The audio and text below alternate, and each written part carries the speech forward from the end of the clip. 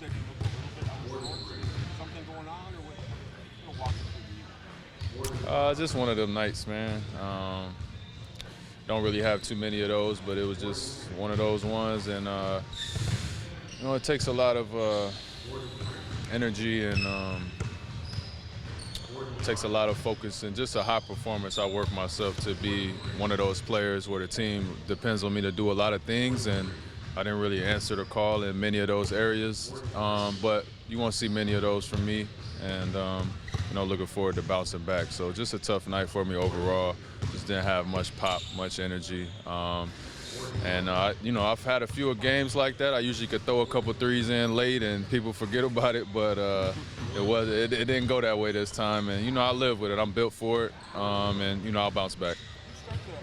When it starts off the way it sounds, you start to press, or you start to step back. It doesn't start well. It just depends. It depends. I think I pressed a little bit of some threes, but I watched it again. It wasn't as bad as it felt. You know what I'm saying? But just wasn't open much. Give Philly credit. They showed me some attention, but I just thought overall it was just a lot to try to muster up. We weren't very good as a team doing anything, and a lot of that is on me, and I definitely would take that responsibility for that loss, which is my job. You know what I'm saying? I'm the leader, and when we don't play well, it's my fault, and I can live with that. I'm the man for the job. I just got to be better going forward.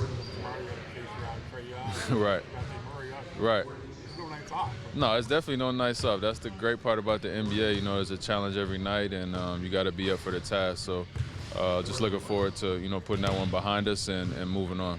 Fred, how long does it take you to watch that? Get rid of the Watch it? Yeah. The next day. You go home and sleep much, keep you up all night, thinking about just playing it back in your head, and then you wake up the next day, it's a new day. I don't really hold on to good games or bad games that long, so I got a pretty short-term memory when it comes to that. Also, Embiid coming out late, you guys had some inkling that it might happen, but how much did that play? Because like you said, nothing really went right. Yeah. I don't know. I don't really think there's many excuses we can make. It's kind of a no-excuse league. I'm sure there's people that we could talk to within the organization that we could give explanations for. I don't really put you guys on that list. Yeah, no. It doesn't really matter why or when or how, just the fact that we didn't answer the call. I was terrible, and, we move on. That two-game series, in the first game, you guys were really buzzing in transition and getting a lot in your transition offense. The second game, not so much, some turnovers in transition, that kind of stuff.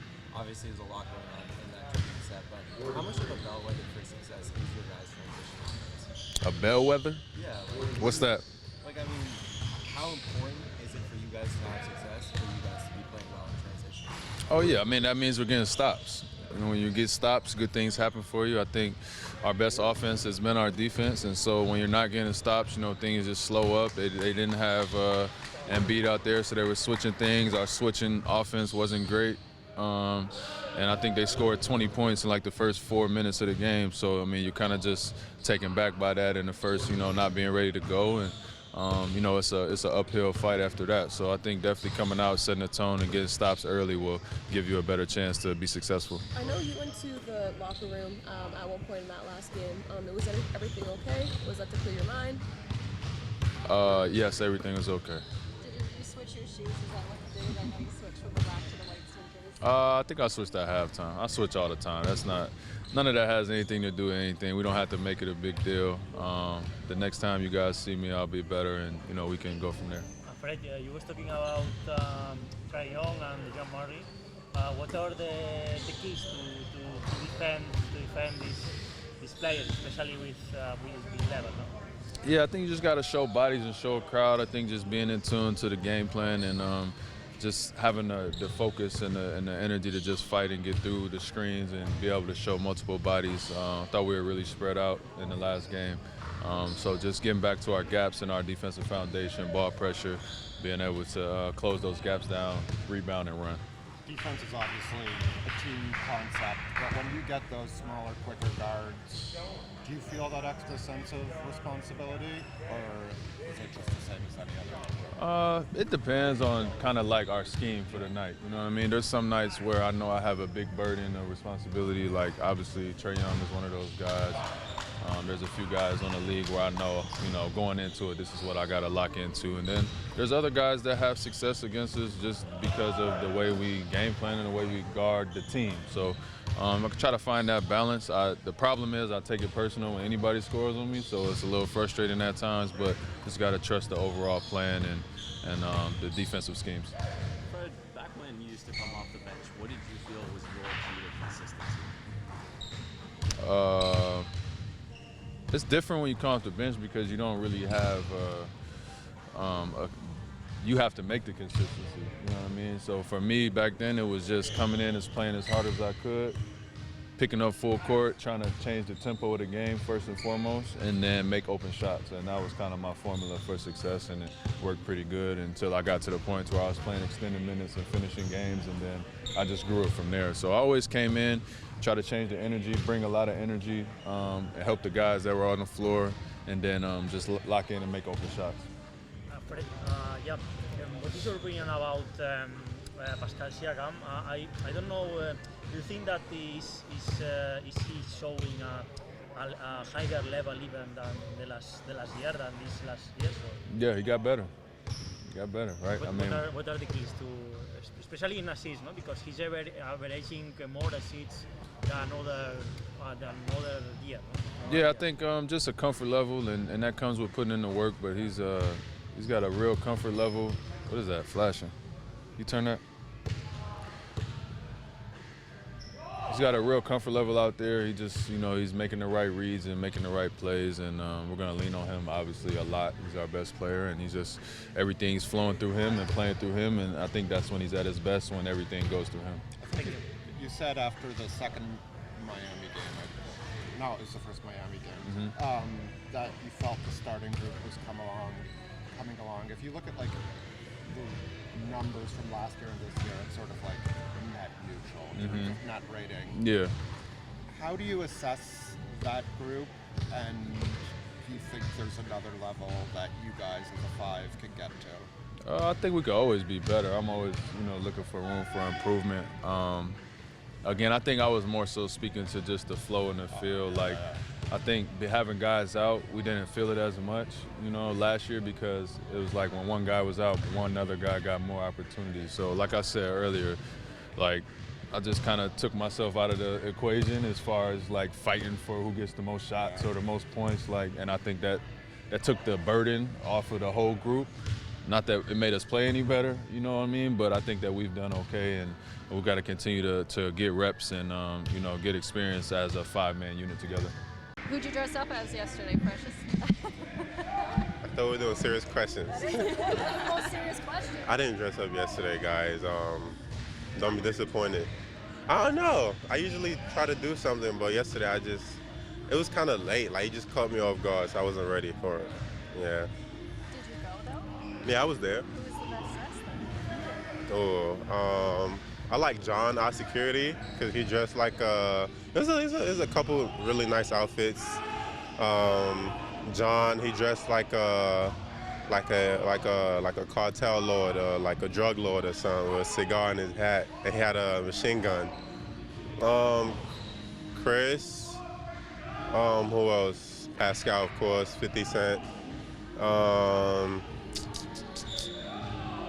Masai, Coming to America, I thought that was funny. I'm so serious.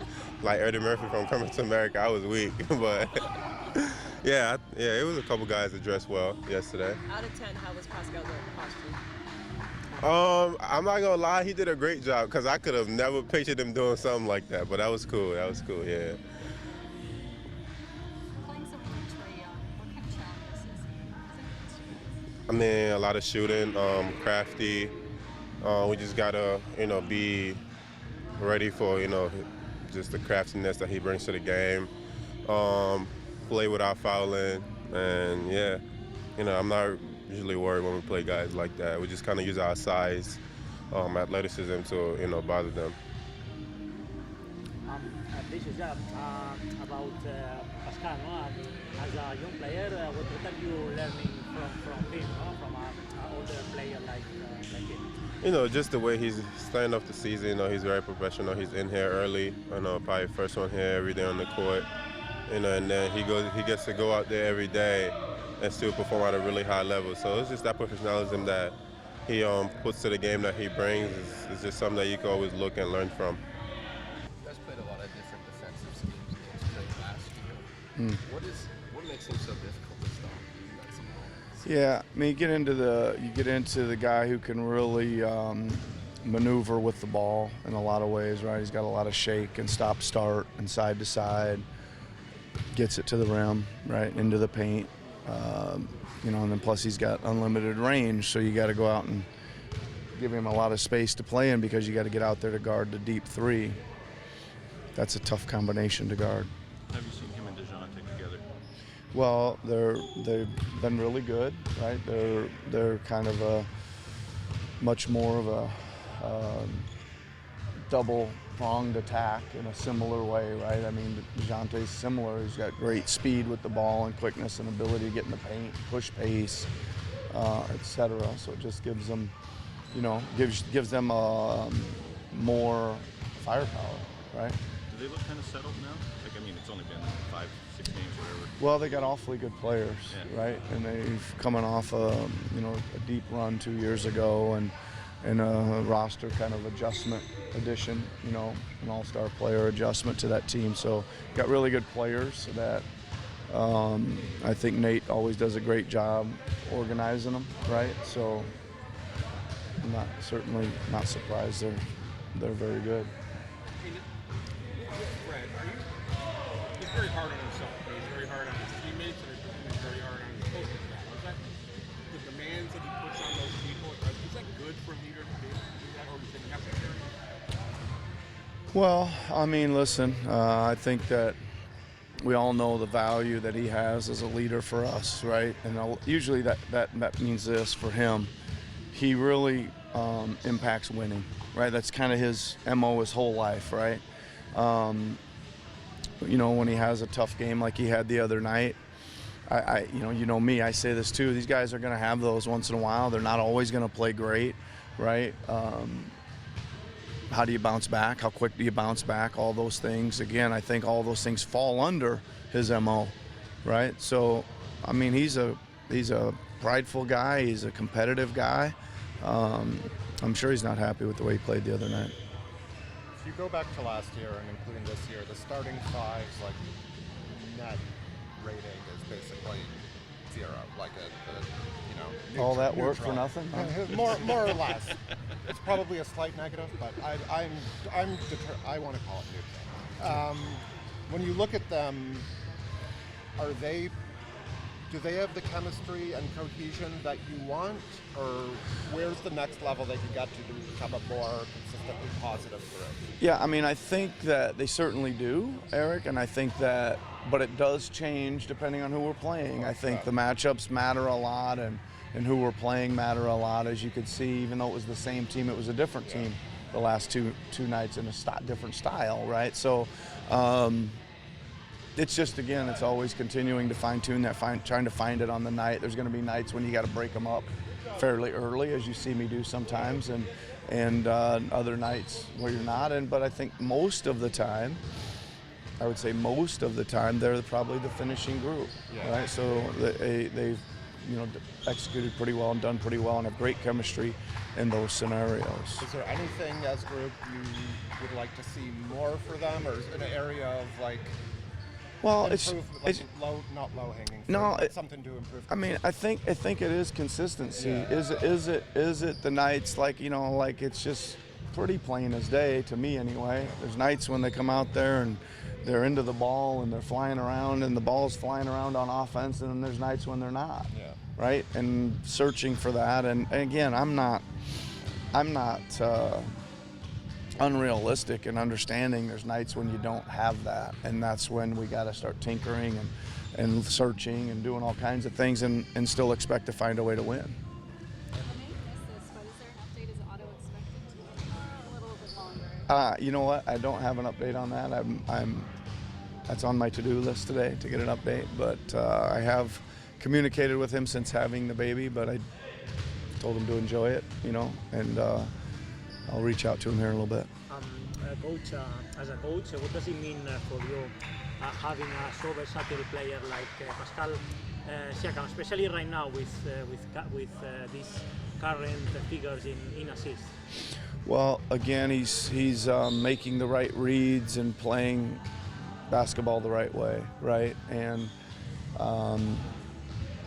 he's doing it at a high level, right? I think he just looks really good out there, and it's very important to us because he's going to draw a lot of attention, and he needs to continue to make those plays so that he has to draw attention, because I think that's, as long as we make the right plays, that's somewhat, it's our best offense. As long as we're drawing multiple defenders and moving off the ball onto the next play, that seems to be when we look our best, play our best, and get our best rhythm shots. Nick, you talked about Chris Boucher kind of needing to take on a little bit more of a leadership role now with a younger team and how long he's been here. What can you say about his growth in that area? He's been really good. He's been very professional. It's one thing about Chris is he really, first of all, he's a guy that practices hard, right? He kind of just has a gear that he plays in, right? And that's good. So he's always going, even if it's 5-on-0 or whatever, he's flying around in his mode, right? That, I think, is leading by example. He really prepares well for games, right? You can see him getting ready.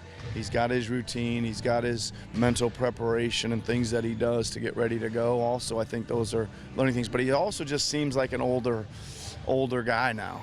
I know, and being around makes you feel that way, right? For a while, but he does try to pitch in and help more as he goes up, the ladder a little bit and just experience here. Yeah.